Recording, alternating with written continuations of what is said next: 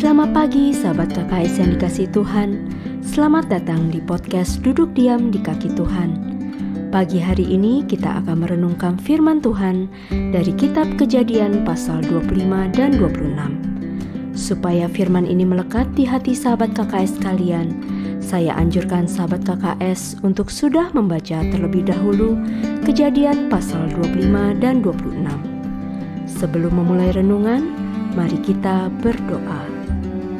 Allah Bapa yang kekal dan penuh kuasa, ini kami Tuhan, anak-anak-Mu. Kami mau duduk diam di kaki-Mu Tuhan, mendengarkan apa yang hendak Kau sampaikan kepada kami. Kami mau buka mata hati dan telinga kami untuk firman-Mu.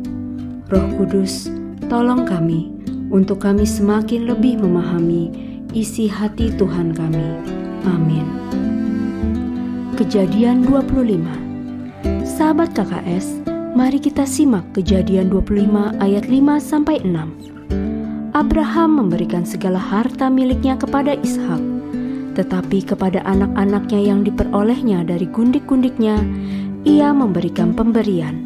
Kemudian ia menyuruh mereka, masih pada waktu ia hidup, meninggalkan Ishak anaknya dan pergi ke sebelah timur, ke tanah timur.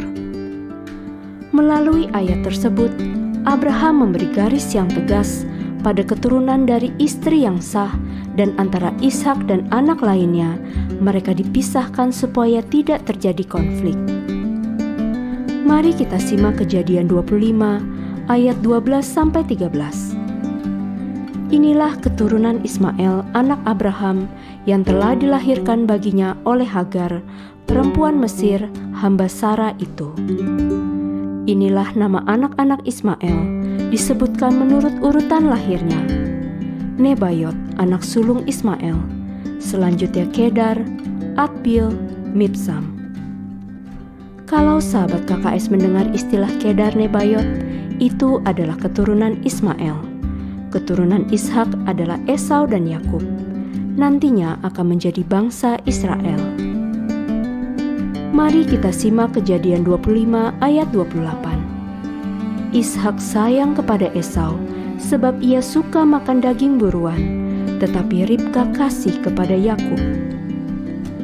Ada yang harus diperhatikan di kisah Esau dan Yakub ini. Orang tua mereka, yaitu Ishak dan Ribka, membeda-bedakan anaknya. Di dalam keluarga, kalau anaknya lebih dari satu, jangan dibeda-bedakan dan pilih kasih, mengakibatkan anak-anak jadi saling iri dan tidak rukun. Mari kita simak Kejadian 25 ayat 29-34. Pada suatu kali, Yakub sedang memasak sesuatu. Lalu datanglah Esau dengan lelah dari padang. Kata Esau kepada Yakub, "Berikanlah kiranya aku menghirup sedikit dari yang merah-merah itu, karena aku lelah." Itulah sebabnya namanya disebutkan Edom. Tetapi kata Yakub, "Jualah dahulu kepadaku hak kesulunganmu." Sahut Esau, "Sebentar lagi aku akan mati. Apakah gunanya bagiku hak kesulungan itu?" Kata Yakub, "Bersumpahlah dahulu kepadaku."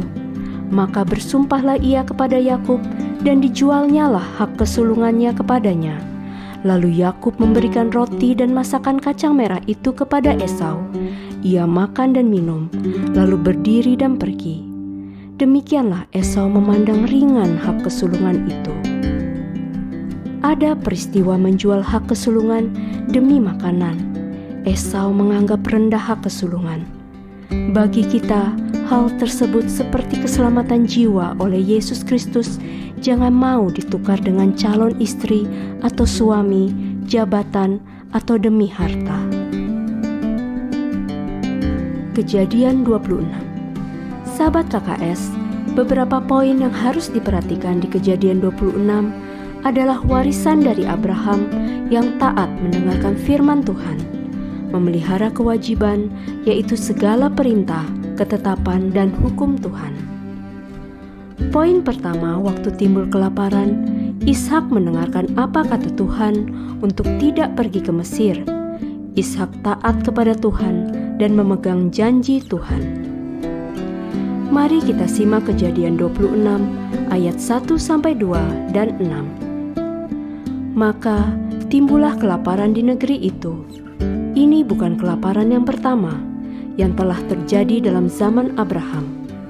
Sebab itu Ishak pergi ke Gerar kepada Abimelek, raja orang Filistin. Lalu Tuhan menampakkan diri kepadanya serta berfirman, "Janganlah pergi ke Mesir, diamlah di negeri yang akan kukatakan kepadamu." Jadi tinggallah Ishak di Gerar. Di saat musim kelaparan atau paceklik, kalau sekarang istilahnya resesi, Ishak menabur.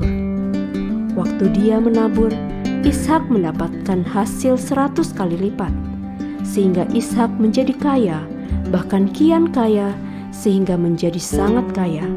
Ada progres dalam hidup Ishak.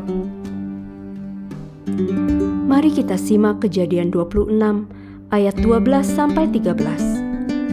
Maka menaburlah Ishak di tanah itu, dan dalam tahun itu juga ia mendapat hasil 100 kali lipat, sebab ia diberkati Tuhan, dan orang itu menjadi kaya, bahkan kian lama kian kaya, sehingga ia menjadi sangat kaya.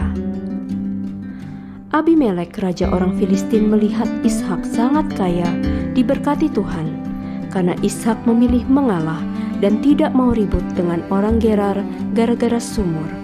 Maka dia membuat perjanjian dengan Ishak supaya Ishak tidak berbuat jahat kepada raja Filistin. Bapak Ibu KKS, kita adalah bait Allah. Lewat hidup kita, orang-orang di sekitar kita akan melihat kita disertai Tuhan, dan mereka akan minta diajari. Kejadian 26 ayat 26-29. Datanglah Abimelek dari Gerar mendapatkannya, bersama-sama dengan Ahuzat sahabatnya, dan Pikol kepala pasukannya. Tetapi kata Ishak kepada mereka, "Mengapa kamu datang mendapatkan aku? Bukankah kamu benci kepadaku dan telah menyuruh aku keluar dari tanahmu?" Jawab mereka, "Kami telah melihat sendiri bahwa Tuhan menyertai engkau, sebab itu kami berkata, baiklah kita mengadakan sumpah setia antara kami dan engkau, dan baiklah kami mengikat perjanjian dengan engkau, bahwa engkau tidak akan berbuat jahat kepada kami, seperti kami tidak mengganggu engkau, dan seperti kami semata-mata berbuat baik kepadamu, dan membiarkan engkau pergi dengan damai. Bukankah engkau sekarang yang diberkati Tuhan?" Sahabat KKS, firman Tuhan adalah pelita bagi kita. Melalui firman Tuhan, kita akan menemukan kebenaran, damai sejahtera, dan sukacita di dalam Tuhan. Mari bertekun memahami isi hati Tuhan, bertumbuh setiap hari, serta berjalan dalam terang cahayanya. Sampai jumpa di episode selanjutnya. Tuhan memberkati.